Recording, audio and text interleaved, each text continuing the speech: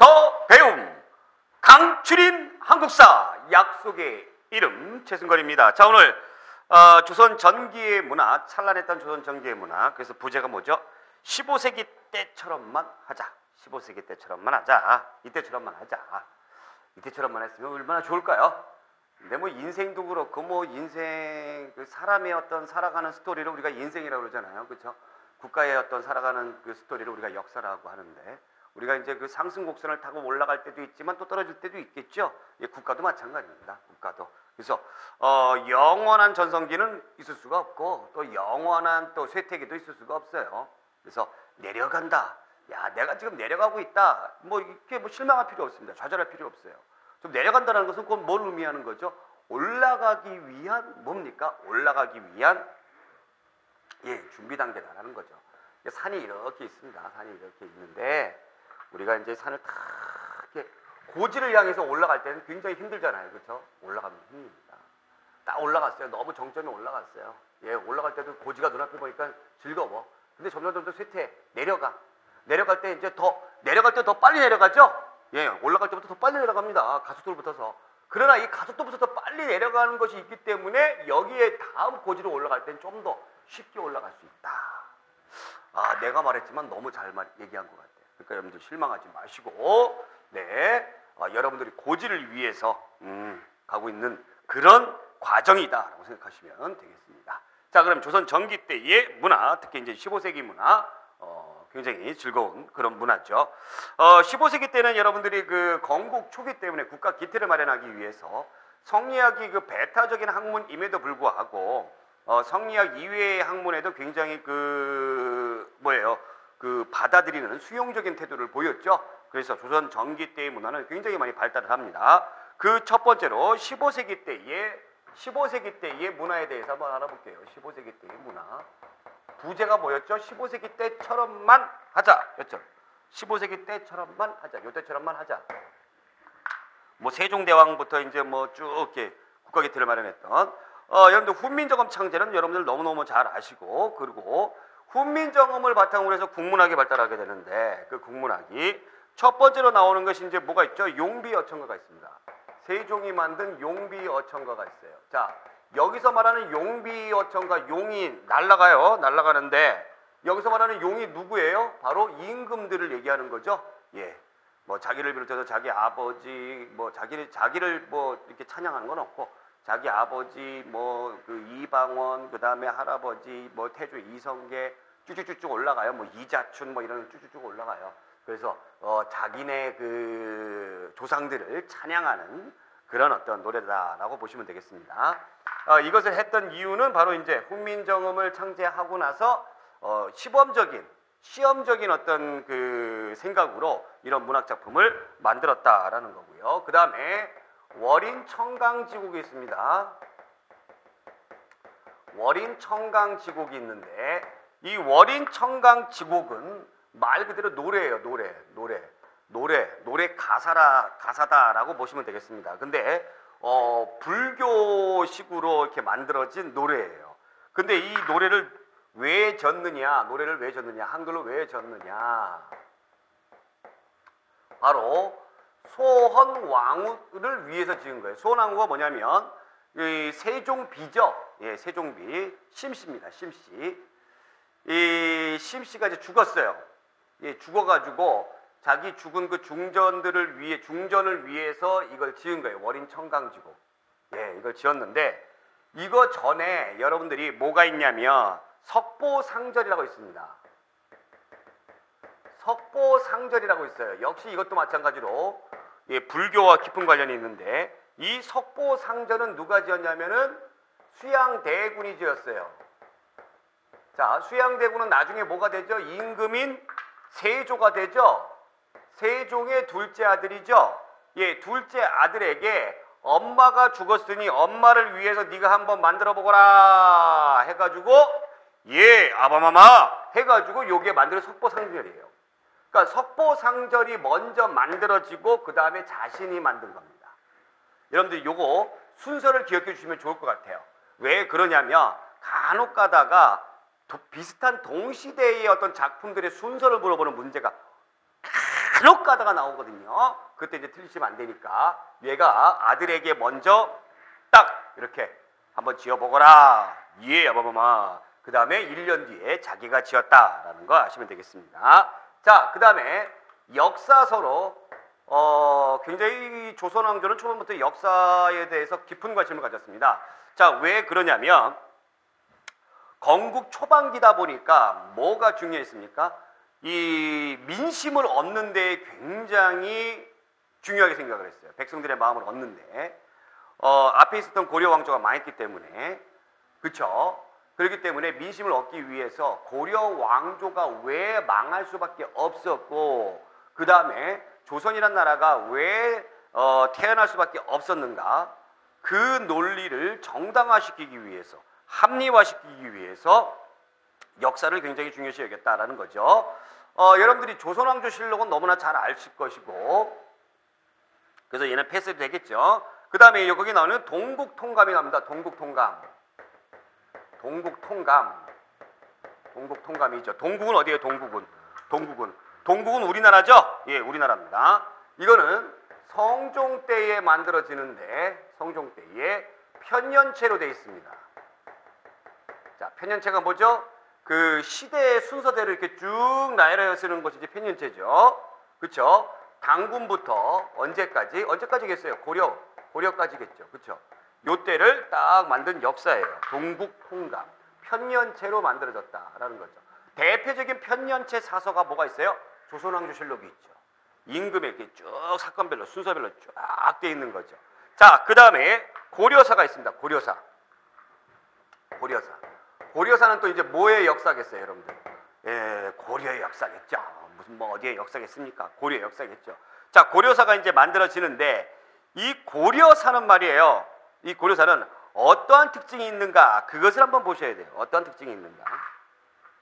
어떤 특징이요? 고려사입니다. 고려 역사인데 누가 했냐면 사실은 세종 때 했어요. 세종 때 했고 문종 1년에 완성이 됩니다. 그러니까 거의 세종 때 했다고 보시면 되는데 실질적으로 세종의 첫 번째 아들인 이 문종이 굉장히 똘똘합니다. 예, 똑똑하고 그래서 문종에게 많이 시켰겠죠. 그래서 세종 때 했다 해도 맞는 얘기고요. 그 다음에 문종 때 했다 해도 맞는 얘기입니다. 고려의 역사를 지었는데 이 고려의 역사가 뭘로 돼 있느냐면 여러분들이 이게 기전체로 돼 있다라는 거죠. 기전체로 했습니다. 기전체가 뭐였죠? 기전체가 기와 전으로 돼 있다라는 얘기죠. 기와 전. 본기와 열전이죠. 본기와 열전. 그렇죠? 기전체의 모범이 됐던 것이 한나라 때 한무제 때 만들어진 사마천의 사기였죠. 그래서 이것을 모델로 해가지고 그대로 역사를 또 만들었던 것이 기전체 뭐였습니까? 김부식의 삼국사기였죠. 자, 기전체로 했어요. 본기와 열전 이렇게 해가지고 딱 만들었어요. 세종 때 이걸 만들었어요. 그래서 본기, 그 왕들의 이야기. 그래서 왕 같지도 않는 애들은 그냥 빼버렸습니다. 이게 기전체입니다. 자, 그러면 이것도 세종 때 만들었던 이유는 고려 왕조가 이렇게 말기에 들어오게 되면서 어떤 그 부정적인 모습들이 상당히 많이 있잖아요. 그 왕도 왕 같지 않고 권문세족들 막 이러고 그런 것들을 부각을 시켰던 거예요. 부각을 시켜서 조선이라는 왕조는 너무 바람직하고 좋은 왕조다라는 것을 만들어주기 위해서 이것이 만들어졌다. 자, 그런데 그 옆에 고려사절요가 있습니다. 이 고려사절요도 문종 때 만들어지게 돼요. 문종 때. 근데 이 말뜻을 알아야 돼요. 고려사겠죠. 고려사인데 요약한 거예요. 요약했다. 그래서 요자 들어가는 건 요약했구나 라고 보시면 돼요. 근데 고려사를 요약했다라고 보시면 안 되고요. 여기에서 좀 부족한 것을 보충했다라는 그런 개념으로 보시면 돼요. 보충했다. 그런데 얘는 뭘로 만들어졌느냐? 편년체로 만들어졌다라는 거죠. 편년체로. 자, 제가 이제 역사서를 하는데 편년체다, 그 다음에 기전체다, 이렇게 쭉쭉쭉 말씀을 드리는데 이게 왜 중요하냐면 다음에 역사의 기술 방법이 다른 것을 고르시오. 이런 문제들이 아주 즐겁게 출제가 되고 있기 때문에 그런 거죠. 그때마다 맨날 뭐 들들들들들 외웠다가 까먹고 들들들들 외웠다가 까먹고 이럴 수는 없죠. 우리는 한 번에 끝내야 되겠죠. 한 큐에. 그래서 편년체를 한 이유는 기전체로, 예를 들어서 기전체로 합니다. 그러면 봉기에, 고려 말의 왕인 봉기에 공민왕이 딱 있죠. 공민왕. 그래서 공민왕 봉기에 딱 공민왕이 돼서 딱 봐요. 그럼 공민왕 때 활약했던 뭐 신하들이 있습니다. 뭐 최영이라든가 또 그 다음에 뭐 신돈이라든가. 그럼 이런 사람들은 어디에 들어가요? 여러분들 열전에 들어가겠죠. 그럼 열전을, 열전편을 또 찾아가지고 찾아야 돼요. 신돈을 찾아야 돼요. 그러면 이제 앞에 이제 공민왕 딱 공부하고 공민왕 동시대에 또 열전을 또 가가지고 또 공부하고, 이게 공부하기가 힘들더라는 얘기죠. 역사책 보기가 힘들더라는 얘기죠. 그래서 이게 얘가 공부하기가 힘들어서 편년체로 고려 사조를 만들었다라는 겁니다. 머리에 쑥 들어가죠? 네, 네, 좋습니다. 자, 그 다음에 이제 지리지를 보겠습니다. 지리지, 팔도 지리지, 팔도 사나이, 팔도 우리나라죠. 팔도 지리지는 네, 세조 때에 만들어졌어요. 세조 때에 딱 이 국방적인 차원에서 만들어졌던 거죠. 국방적인 차원에서 세조가 처음에 왕이 되고 나서 여기저기서 이제 반란 같은 것이 많이 일어납니다. 그래서 국방과 그 다음에 자기 왕권 강화를 위해서 이러한 어떤 그 지리지를 만들 수 있었다라는 거고요. 자, 그 다음에 동국여지승남이 있습니다. 동국여지승남.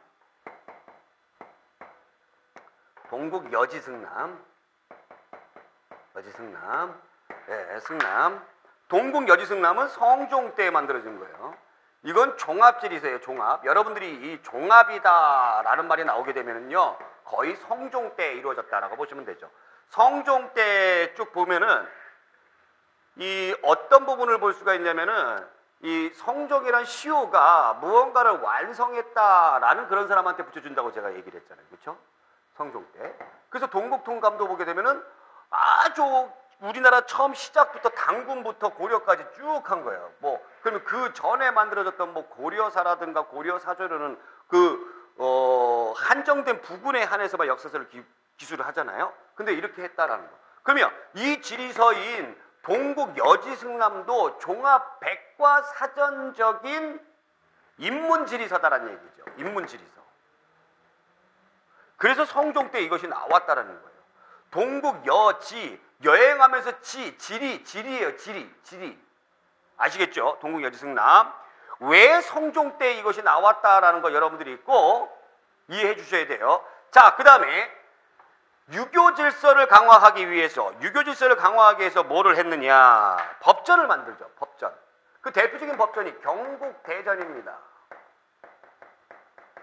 경국대전. 그래서 언제부터 언제까지? 세조 때부터 시작을 해서 역시 완성이 되는 건 언제? 성종 때에 완성이 되더라라는 거죠. 성종 때에 딱하니 완성이 됐어요. 통치의 기본 법전이죠. 정도전이 나라를 딱 세우고 초반기 때에 조선 경국전이라는 법전을 만들었어요. 그래서 이러한 법전들을 토대로 해가지고 만드는 것이 경국대전이다. 자, 그 다음에 국조오레이가 있습니다. 국조오레이. 이 국조오레이 역시 성종 때에 만들어진 거죠. 성종 때. 자, 국조오레이는 국가에서 정말 필요한 거 있습니다. 정말 필요한 5가지의 근본적인 예의와 관련된 겁니다. 예의와 관련된 거. 그러니까 뭐 장례라든가 또 뭐 축하 뭐 이런 여러 가지 예의가 있잖아요. 그렇죠? 관혼상제, 결혼이라든가 뭐 이런 것들 있잖아요. 이런 것들을 관련된 것을 국조오레이에 딱 이럴 때는 이렇게 해야 된다. 누가 죽었을 때는 상복을 얼마 입어야 된다. 뭐 이런 것들을 개념을 적어놓은 것이 바로 국조오레이. 누구 때? 역시 성종 때. 자, 그 다음에 삼강행실도가 있어요. 삼강행실도가 있습니다. 삼강행실도 제가 앞에서 좀 다뤘습니다. 삼강행실도는 누가? 세종이죠. 자, 국조오레이는 좀 범위가 넓어요. 삼강행실도는 좀 범위가 얘보다는 좀 좁아요. 삼강과 관련해서 삼강과 관련된 행실이에요. 삼강이 뭐예요? 삼강? 우리가 삼강오륜 그러잖아요. 삼강오륜. 그렇죠? 그래서 임금에겐 충성해야 된다. 부모에게 효도해야 된다. 그 다음에 부부끼리는 신의를 지켜야 된다. 뭐 이런 얘기가 나오는데 삼강 행실에서 중요한 거는 충과 효와 정입니다. 정을 중요시켰어요. 정이 뭐예요? 정절이에요. 누구가 정절 지켜요? 남자가 정절 지켜요? 여자가 정절 지켜요? 여자의 정절을 강조해요. 이 세 가지가 삼강이에요. 그래서 이 세 가지를 했다 해서 유교적 통치 질서다라고 이야기를 하는데, 왜 통치 질서라고 하자면 조선이란 나라가 성리학가 유교에서 나온 거잖아요. 이것을 바탕으로 해서 만들어졌어요. 그래서 통치 질서를 만들기 위해서 이것을 강조했다라는 겁니다. 아시겠죠? 특히 삼강 행실도는 이 도가 무슨 도라고요? 그림도자입니다. 그림도자. 글자를 모르는 백성들도 이 그림을 보면서 쉽게 이해할 수 있도록 세종 때에 만들어진 거예요. 세종 때. 그러니까 세종은 백성에 대한 생각이 보통 다른 군주하고는 비교해서 굉장히 남달랐다라고 보시면 되겠습니다. 아시겠죠? 자, 그 다음에 이제 지난 시간에도 우리가 공부를 했습니다만, 조선이란 나라는 어떤 산업을 으뜸으로 여겼죠? 바로 농업이었죠. 농본주의 정책이었죠. 그래서 농본주의를 위해서 과학기술이 엄청나게 발전하게 된다. 그 과학기술과 관련된 것을 보겠습니다. 천상열차 분야 지도 나옵니다. 거기다 밑줄 그으세요. 천상열차 분야 지도 이것이 나오는데, 이게 언제냐면 첫 번째 임금이었던 태조 이성계 때에 만들어지는 거예요. 그럼 천상열차 분야 지도는 이게 뭐냐? 고구려의 천문도를 바탕으로 했습니다. 고구려의 천문도를 바탕으로 했어요. 이 고구려 사람들이 이 천문에 굉장히 관심이 많았죠. 뭐 백제도 그렇고 뭐 신라도 그렇고, 신라의 선덕 여왕 때 그래서 첨성대도 만들고, 그렇죠? 예, 그 천문도에 관심이 많았는데, 이 천문도, 고구려의 천문도, 그러니까 오늘날로 따지면은 저기 평양 지역에 있는 그 무덤에 딱 보니까는 이 무덤에 위에 보니까 천문도가 그려져 있더라라는 얘기예요. 천문도가. 제가 지난 시간인가요? 제 강의 중에 한번 말씀을 드렸던 것 같은데, 최근에 가야 지방에서, 요거 알아주세요. 최근에 가야 지방에서, 지금 현재 가야 지방입니다. 가야, 그러니까 우리가 경남 정도 되겠죠. 가야 지방에서 이 고분이 발굴이 됐는데, 고분이 발굴이 됐습니다. 고분이 발굴이 됐는데, 이 고분에서 뭐가 나오냐면은 별자리가 나왔습니다. 별자리가 막 나왔어요. 그래서 이 별자리의 의미를 지금 해석하는데, 학자들이 해석하는데 굉장히 많은 관심을 보이고 있어요. 별자리가 중요한 이유는, 별자리가 이 무덤의 별자리를 왜 그렸느냐. 첫 번째로는 농업을 중요시 여겼기 때문에 이걸 그렸다라고 생각할 수도 있고요. 근데 죽은 사람한테 농사가 무엇이 중요하냐라는 겁니다. 근데 그래서 별자리를 놓고 봤을 때, 그럼 죽은 사람이 저 별자리를 보고 좋은 데로 가거라, 아까 내세사상을 의미한다, 이렇게도 주장들을 하고 있고요. 그러니까 제가 이 말씀을 드리는 것은, 이 천문이라는 거는 우리나라가 고대 때부터 굉장히 관심을 기울였다라고 보시면 되겠습니다. 그래서 태조 때에 천상열차 분야 지도를, 이걸 고구려의 천문도를 바탕으로 해서 만들어졌는데, 이 천상열차 분야 지도가 과연 무엇이냐? 천상입니다. 천상이 뭐예요? 하늘이죠. 하늘이죠. 하늘의 모습이에요. 하늘의 모습. 그럼 열차 분야라는 게 뭐냐면, 열차가 뭐냐면, 차가 목성이에요. 목성. 이 목성을 기준으로 해가지고 여러 개, 이 천문을 여러 개로 나눈 겁니다. 나눠가지고 이렇게 전체에 있는 천문을 다 한 거예요. 그래서 지금 이거는 세계 최고의 천문도예요. 이거는 우리나라뿐만 아니라 세계사적인 가치에서도 어마어마하게 알아주고 있습니다. 세계 최고. 세계에서 가장 오래된 천문도다. 현존하는. 그러면 태조 때에 왜 이것을 했느냐? 우리 교재에는 농사를 지어야 되니까 하늘 그 천문, 기상, 기후에 대해서 잘 알아야 되기 때문에 그러는 것이다 라고 돼 있는데 그것도 맞는 얘기입니다. 근데 실질적으로는 태조 때에 왜 이거를 했을까 놓고 봤을 때에 어떤 거예요? 내가 왕이 됐다라는 것에 대해서 정당성을 인정받기 위한 거예요. 정당성을. 그러니까 당시에 명나라에서 이 태조 이성계에 대해서 왕으로 인정을 안 해줬거든요. 그래서 좀 그런 것이 불안불안했던 거예요. 그 옛날에도 그런 게 있었죠. 뭐 영화 중에서 해적이라는 영화를 보게 되면은 그 명나라에 가가지고 그 조선이라는 나라를 세웠으니까 좀 인정해 주세요. 그래서 인정받고 그 다음에 명나라로부터 나라 이름을 조선이라고 할 그것을 딱 해가지고 이렇게 그 조선이다 해가지고 글씨 쓴 것을 가지고 옵니다. 가지고 오는데 그것이 이제 풍랑을 만나가지고 어떻게 해요? 고래가 이제 막 먹었잖아요. 그래서 그 고래의 뱃속을 갈라가지고 그걸 가져오기 위해서 그 나왔던 영화 있잖아요. 그렇죠? 강남길인가 김남길 나오고 뭐 이렇게 나왔던 그 영화. 바로 그런 부분을 같이 연상하시면 되겠어요. 그래서 그런 불안한 상황이었기 때문에 왕은 하늘이 내는 것이다. 그래서 나는 하늘로부터 인정을 받았다. 그러한 어떤 의미가 숨겨져 있었기 때문에 여러분들이 요 태조 이성계 때 이것이 나온 것이 아니냐라고 또 해석을 하기도 하죠. 자, 그 다음에 세종 때에 추구기를 만들었죠. 비를 측량하는 것, 즉 우기. 그 다음에 혼천의, 이것도 이제 천문관측이에요. 혼천의, 천이죠, 천문. 그 다음에 이제 뭐가 있습니까? 해시계, 물시계, 이런 것들이 있었다. 그 다음에 인지의, 이건 뭐예요? 토지 측량하는 거죠. 토지 측량하는 거. 토지 측량한다. 원래 이제 사실은 그 지자는 아닌데, 인지 할 때는 유학에서 이니지의 신, 할 때 그건데, 여러분들 그냥 이렇게 기억해 주시면, 이게 뭐 하는 것이다. 이게 대번 알 수가 있잖아요. 해시계를 우리가 뭐라고 그러죠? 해시계를 앙부일구라고 부르죠. 물시계를 자경루라고 그럽니다.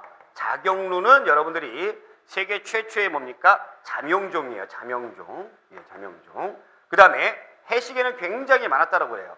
그래서 중국 사신들이 우리나라 왔을 때에 아주 해시계가 흔하게 우리나라에 있었던 것을 보면서 굉장히 깜짝 놀랐다고 그러죠. 앙부일구예요.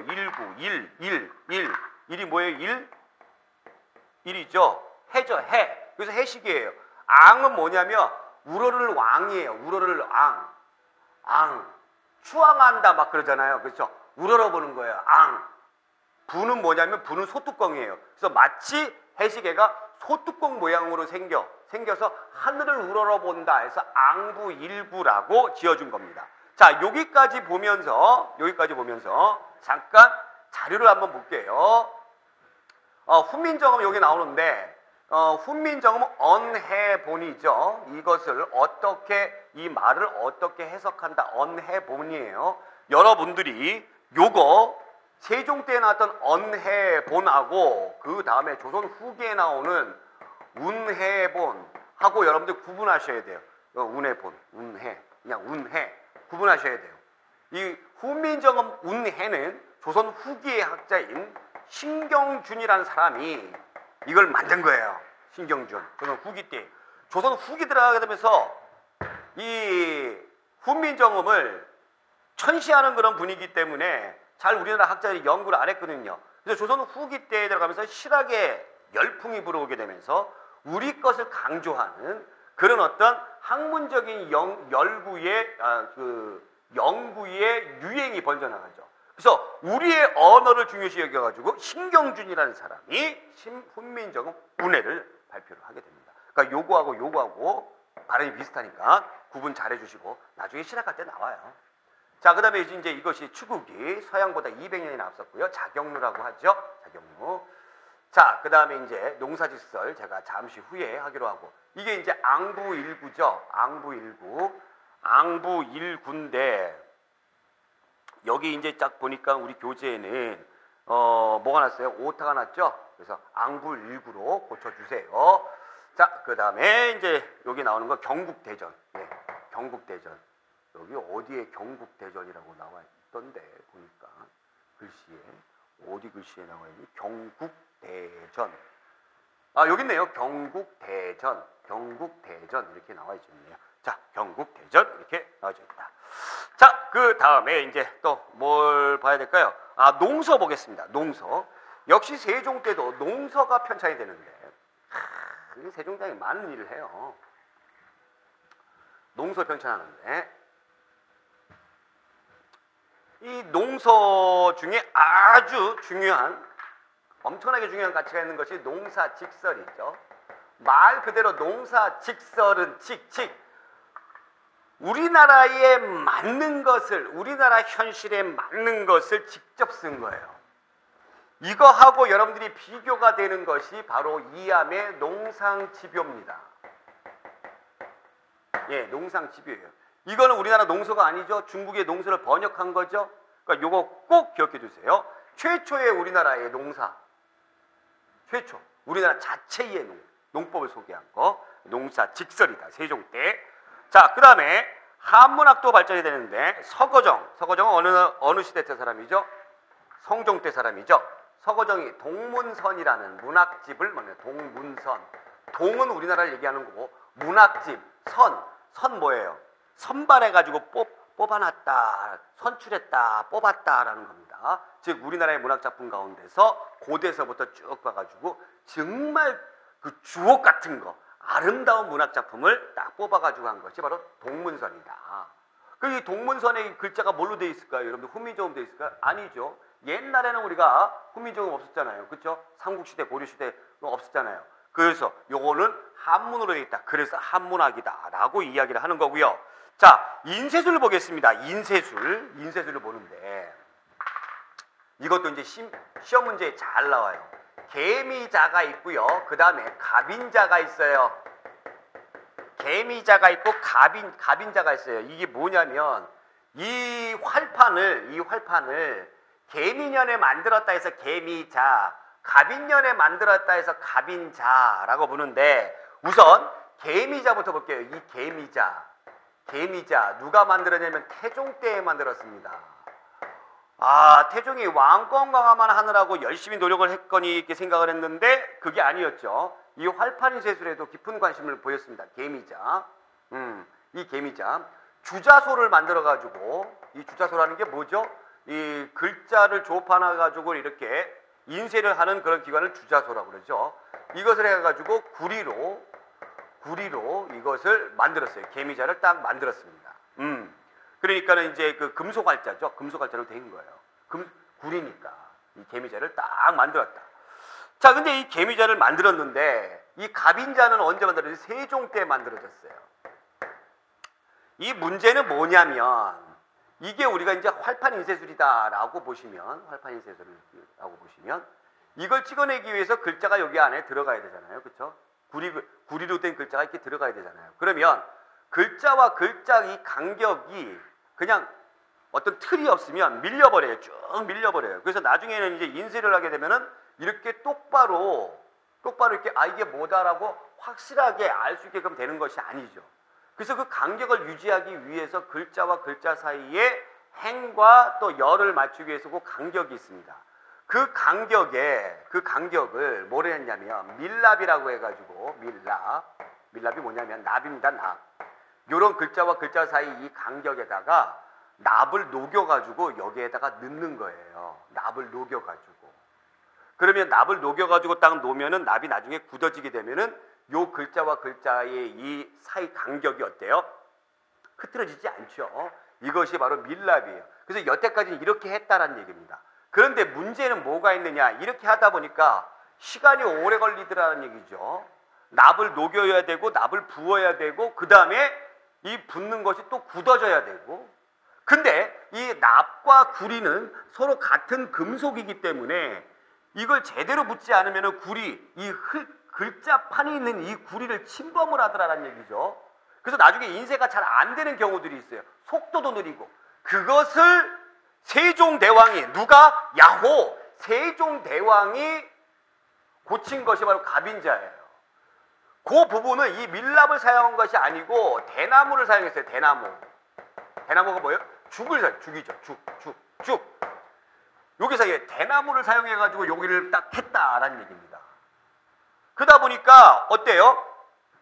이거와 이거의 장점은 녹이고 또 굳는 데까지의 시간이 절약이 되더라라는 얘기죠. 그 다음에 글자가 선명하게 되더라.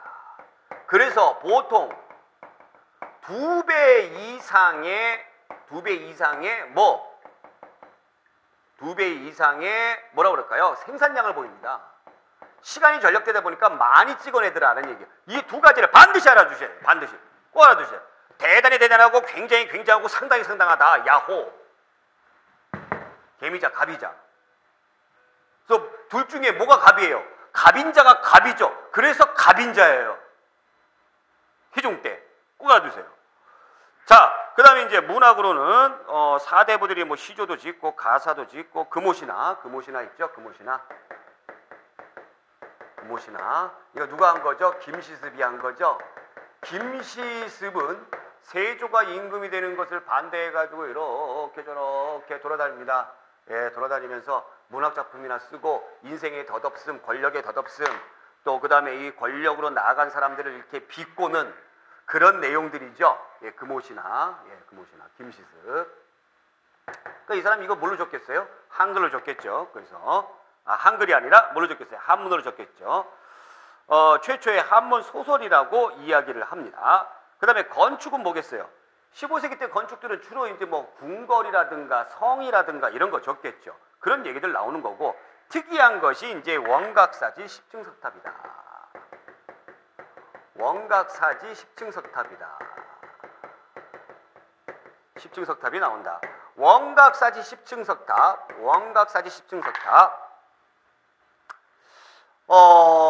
이것이 어디 거를, 이거 뭘 본받았냐면요. 고려 후기에 나오는 경천사지 10층 석탑에 영향을 받았어요. 그래서 10층이에요. 이거 어디 때에 영향을 받았다고 했죠? 원나라에 영향을 받았다고 했죠? 원각사지 10층 석탑. 네. 이거. 그래서 이 석탑이 있는 곳이 파고다 공원이에요. 파고다 공원. 그래서 탑이 있다 해서 파고다 탑골공원이라고 이름이 붙여진 거예요. 파고다 공원이 탑골공원. 이 탑 때문에 그래요. 이 탑 때문에. 자, 그리고 그림 보겠습니다. 그림. 예, 그림 15세기 때에, 전기 때에 우리가 또 그림에 대해서 한번 알아볼게요. 그림은 맨 처음에 뭐 도화서 같은 그 직접적인 그 국가에서 관리하는 그림 그리는 곳이 있었는데, 이 당시에 상류층들이 그린 그림들이 있어요. 안견에 몽유도원도, 그 다음에 강의안에 고사관수도가 있습니다.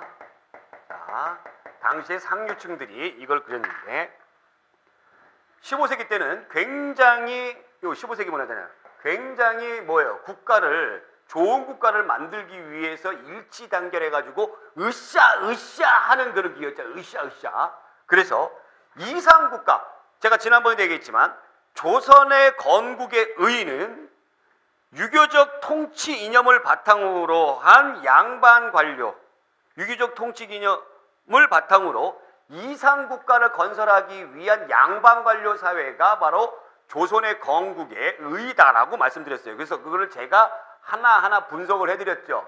그래서 15세기 때는 이런 이상국가를 만드는 데에 굉장히 노력을 했습니다. 노력을 했어요. 그래서 이 그림에도 이상적인 그런 거, 자기네들이 꿈꾸는 거, 그런 것들이 나와져 있어요. 그래서 안견의 몽유도원도는, 도원이 뭐예요? 도원이 파라다이스예요. 파라다이스, 도원. 그래서 무릉도원 그러잖아요. 그럼 몽은 뭐예요? 몽? 꿈이에요. 꿈속에 파라다이스를 돌아다니는 거예요. 몽유병 환자, 몽유병 무섭죠? 무서워요. 그러니까 이 파라다이스니까 현실 세계가 아니라 이상 세계잖아요. 그렇죠? 굉장히 아름답게 그렸던 것이죠. 자, 그 다음에 강해안의 고사 관수도도 뭐냐면 고사 이 높은 이 존경받을 만한 뭡니까? 선비입니다. 선비인데 바라보는 거예요. 물을 볼관자죠. 예, 바라보는 겁니다. 바라보는 거예요. 이렇게 선비가 높이 있는 선비가 이렇게 해서 아래에 있는 물 흘러가는 것을 바라보는 거예요. 굉장히 경치가 아름답죠. 그래서 이러한 것들이 왜 15세기 때에 나왔는가를 여러분들이 이해해 주시면 정말 땡큐 베리 감사. 난 너무 행복해요. 이것이 이제 안견의 몽유도원고 무릉도원이죠. 네. 자, 그 다음에 이제 고사관수도죠. 여기 보시면 강해안의 고사관수도. 여기 선비가 이렇게 있잖아요. 높이에 이렇게 해가지고 저 아래에 물 흘러가는 것을 바라보고 있습니다. 자, 이것이 이제 고사관수도. 그 다음에 자기 및 공예 같은 경우에는 뭐 사치스러운 거 안 하죠. 그래서 고려 후기 때에 유행을 했던 분청사기 15세기 때에 그대로 했다. 자, 음악과 관련돼서 음악도 중시하겠어요. 왜 음악을 중시하겠을까요? 유교 통치 질서기 때문에 그런 것과 관련해서 음악을 중요시하겠는데 세종 때에 최초의 악보인 정감보가 나와요. 정감보. 최초의 악보인 정감보. 이 정감보 악보죠. 악보인데 우물 정자를 해가지고 이렇게 해가지고 악보를 만들었다 해서 정감보예요. 정감보. 그 다음에 궁중음악. 우리가 고려시대 때도 궁중음악, 악이 들어왔다고 했죠. 당나라 음악을 바탕으로 해서 악. 이것을 체계적으로 정리를 했어요. 누가? 박연이라는 사람이 이 악을 딱 정리를 했다. 그래서 종묘제례악을 만들었습니다. 종묘제례악. 우리 서울 사시는 분들 같은 경우는 잘 알죠. 종묘 알죠? 종묘. 알죠? 임금들의 위패를 모셔놓은 그것을 우리가 종묘라고 그런다 하잖아요. 그래서 여기에서 제사 지낼 때 그냥 제사 지내는 것이 아니라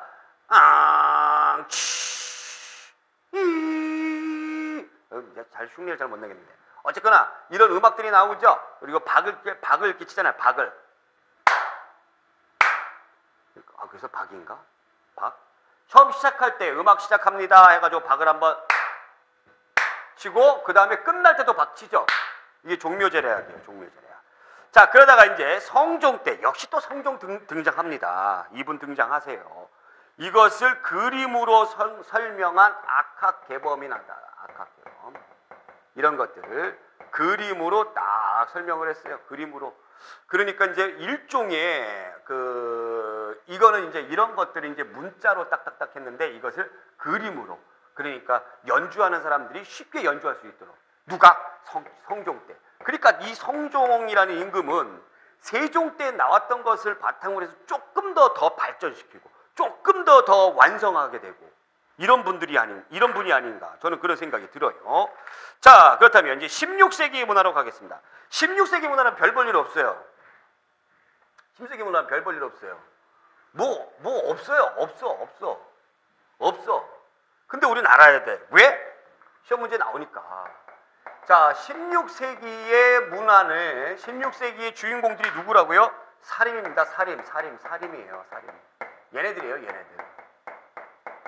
자, 얘네들이다 보니까 얘네들을 대표하는 것들이 많이 나오게 되는 겁니다. 얘네들 대표하는 것.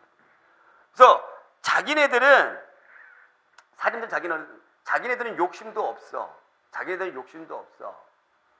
어떤 권력욕이라든가 재물욕이라든가 이런 거 없어. 고고한 선비야. 그거를 나타내는 것들이 많이 나온다. 사림을 대표하는 것들이. 자, 그럼 우선 첫 번째로 역사에 대해서 보겠습니다. 역사. 특히 사림들은 같은 성리학을 연구했지만 굉장히 폐쇄적이라고 그랬죠. 폐쇄적이라고 제가 얘기를 했어요. 예. 성리학 이외에는 신경도 안 써요. 자, 역사서를 딱 놓고 보는데 16세기 때에 나왔던 것은 이 역사서 누굴 중요시하겠냐면 기자를 중요시합니다. 그럼 기자는 누구예요? 기자는 중국 사람이에요. 이 중국 사람인데 이 중국 사람인 기자가 우리나라에 들어옵니다. 그래서 당시에 당군 왕검이 세웠던 왕조를 무너뜨리고 자기가 임금이 쭉 되는 거예요. 그래서 우리가 고조선 공부할 때 나왔던 부왕이라든가 뭐 준왕 같은 경우가 기자의 후손들이다라고 이야기를 합니다. 그런 사람이에요. 그럼 기자는 중국 은나라 말기 때에 아주 유명했던 학자입니다. 근데 은나라의 주왕이 맨날 주색 잡기에 맨날 놀고 있고 뭐 그 다음에 좀 좋은 소리 하면은 국왕을 위해서 좀 싫은 소리 하면은 바로 죽여 번지고, 기자가 이것에 대해서 굉장히 실망을 많이 해요. 실망을 많이 해서 관직을 버리고 도망가 버립니다. 예, 제자들이 도망가십시오 선생님 이래가지고 도망가 버려요. 자, 도망가 버리는데 나중에 은나라가 망하고 주나라가 세워집니다. 그래서 주나라에서 러브콜을 받아요. 자, 러브콜을 받는데 러브콜을 받아도 자기는 거기에 관심이 없어요. 그러다가 이제 나중에 조선 땅에서 조선 군왕으로 임명을 했다라는 기록이 나옵니다. 조선 군왕, 즉 고조선의 왕으로 임명을 했다, 그런 씬인데, 그래서 기자가 자기를 따르는 무리들을 이끌고 우리나라로 들어와서 왕이 됐다. 그래서 기자가 세웠다 해서 기자조선인데, 이 기자는 중국 사람이잖아요. 그래서 당시에 살인들이 굉장히 좋아합니다. 그래서 무슨 의식? 소중화 의식에 빠져요. 중화라는 것은 중국인들이 가지고 있는 사상을 얘기하는 것이죠. 중국이 세계의 중심이다라고 하는 거죠. 근데 우리는 작은 중국이다라는 겁니다. 그렇기 때문에 얘네들은 우리의 조상이 단군이 아니라 기자인 것을 더 좋아한 거예요. 그래서 16세기 때는 기자에 관련된 역사서가 많이 나온다라는 얘기입니다. 자, 여기에서 박상의 동국사략이라는 책이 나오는데, 동국사략, 이 16세기 때 박상이라는 사람이 동국사략, 그 언제 쓰여졌는지는 알 수가 없어요. 언제 쓰여졌는지 알 수가 없어요. 근데 이 동국사략이 조선 후기 때도 동국사략이 나오고요, 조선 전기 때 15세기 때도, 이 비교 한번 해보겠습니다. 권근이 만들어진 동국사략이 있어요. 그러니까 동국사략이라는 거는 역사를 줄였다라는 얘기잖아요. 권근이 이것을 만들었었는데, 동국사략. 이것도 역시 읽어보기 쉽게 편년체로 만들었고 강목체 기법을 사용했다라고 되어 있습니다.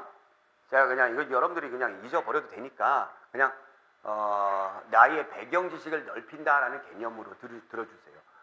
편년체는 아시죠? 강목체는 뭐냐면 대주제가 바로 뭐냐면 강이고요. 강이고 소주제가 목이에요. 그래서 대주제를 정해놓고 강으로 정해놓고 소주제가 여러 가지 이렇게 쫙 이렇게 있잖아요. 그 소주제를 이렇게 별로 이렇게 기술하는 방법을 강목체라고 그러는데, 어찌됐건 더 큰 개념으로는 편년체로 되어 있다라고 되어 있습니다. 이 강목체는 조선 후기 들어가면서 나와요. 대표적인 것이 실학자가 지은 안정복의 동사 강목입니다. 그래서 한번 그냥 들어주십사라고 해서 만들어진 거예요. 근데 동국사략이랑 똑같은 이름의 책이 이렇게 나오는데, 여기에서 달아주는 동국사략은 사림 중에 한 사람이 쓰였습니다. 사림 중에 한 사람이 썼기 때문에 비판을 하는데, 누구를 비판하냐면 조선을 세우는데 큰 공헌을 했던 정도전을 비판하고요, 그리고 조선 왕조의 건국도 비판을 합니다. 왜? 살인들 얘네들의 뿌리는 어디서 나왔기 때문에, 옹검파 신진 사대부에서 나갔기 때문에. 걔네들은 고려 왕조를 유지하고 개혁을 하길 바랬잖아요. 그래서 이런 책이 나왔어요. 동국사략. 자, 그 다음에 이에 기자실기가 나옵니다. 기자실기. 이는 누굽니까? 이율곡이죠? 예, 기자실기. 기자 관련된 역사책이에요. 그러니까 이도 뭐라는 얘기입니까? 살인이에요. 살인이에요. 자, 그 다음에 문학 보겠습니다. 문학은 뭐 역시 시조와 가사 했고요. 이때 이제 여자들, 여류 문학가들이 나타나죠. 그래서 뭐 신사임당이라든가 허난설원 같은 그런 사람들이 나타나고요. 건축은 사림 기억하라고 그랬죠? 이 사림들이 뭘 좋아했어요? 서원을 좋아했죠? 그래서 서원 건축이 16세기 때의 대표적인 건축이다라는 거고요. 자기공예는 백자가 유행합니다. 백자. 흰백색의 도자기. 그냥 이 도자기가 흰백색이야. 흰백색이야. 왜 백색? 자기는 아주 고고하고 깨끗한 그런 한 마리의 학과 같은 순수한 청정 결백한 선비다 해가지고 백자를 좋아했어요. 그리고 얘네들이 좋아했던 그 그림이라든가 이런 것은 뭐냐면 사군자를 좋아했습니다. 사군자. 뭡니까? 사군자가 매란 국죽이죠. 예, 특히 매화, 겨울에도 피는 고고한 매화, 마치 자기네들을 얘기한다 뭐 이런 식으로 해가지고 매란 국죽 사군자를 했습니다. 거기 나오죠, 그림. 그 다음에 서예는 여러분들 너무너무 유명한 선조 때 유명했던 한호. 우리가 한석봉 그러잖아요. 석봉아, 너는 글을 써라, 나는 떡볶이를 만들겠다. 한석봉의 어머니 한호. 그림 글씨로 굉장히 유명한데 선조 때에 유명한 사람들이 많이 나오나 봐요. 임진왜란때 선조 때에 유명한 글씨가입니다. 중국에서도 감탄을 했다고 그러는데 잠깐 그냥 얘기를 드려보면 석봉이 호예요. 이름이 아니에요. 호. 원래 이름은 호예요. 호.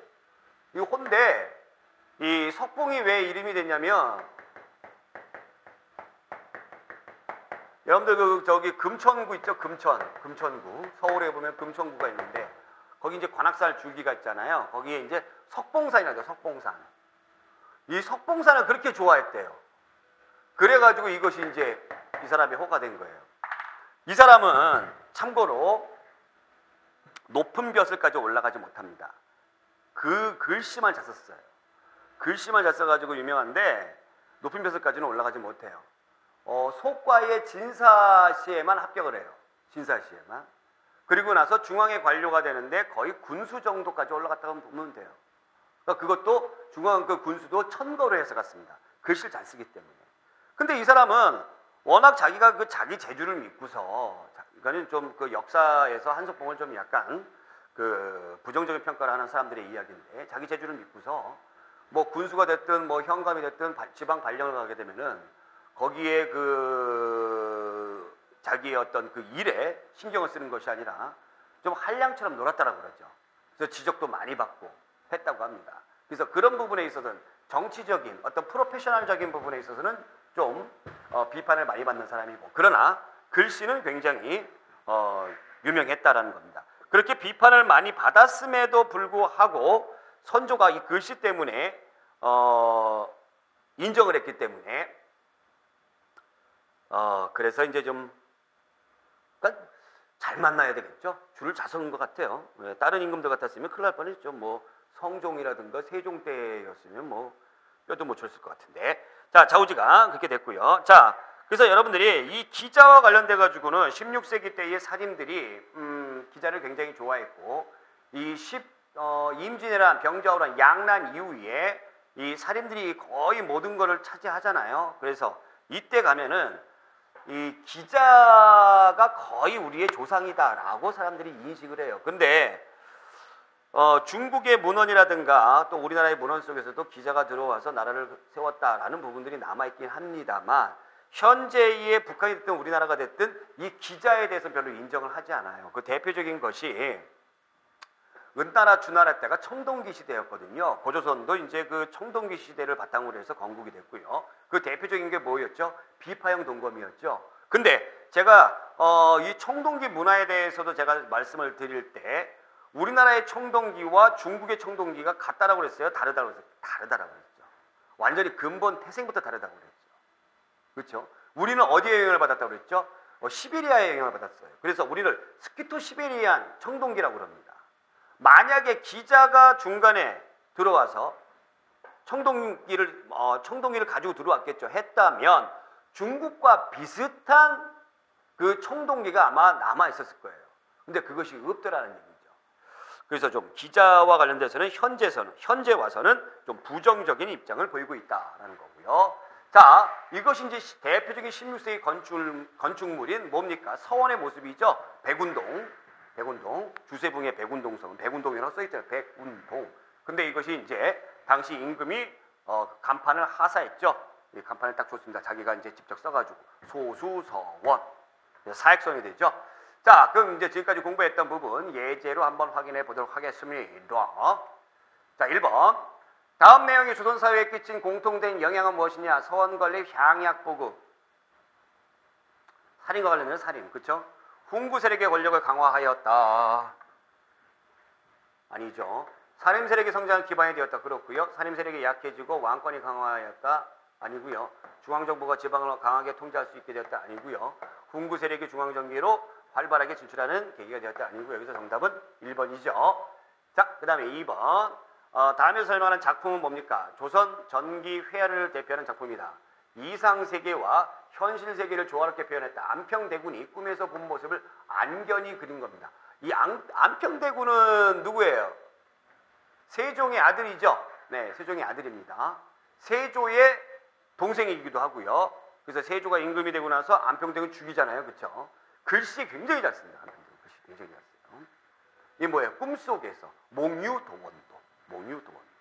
정답은 2번이다. 몽유동원도 이렇게 골라주시면 되겠습니다. 자, 이렇게 해가지고 조선 전기 때의 문화에 대해서 알아봤는데, 제가 지난 시간에 조선 전기 때의 문화 한번 보세요 이렇게 쭉 나와 있는데 골치가 지끈지끈 아플 거예요. 근데 어떻습니까? 같이 공부하고 나니까 이제 안 아프죠? 아하, 이래서 이게 이 시대 때에 나왔구나. 이것이 왜 이름이 그래서 이렇게 붙여졌구나. 이제 이해하시게 되겠죠? 이렇게 공부하시는 겁니다. 아유 좋아라. 자, 오늘 여기까지. 고맙습니다.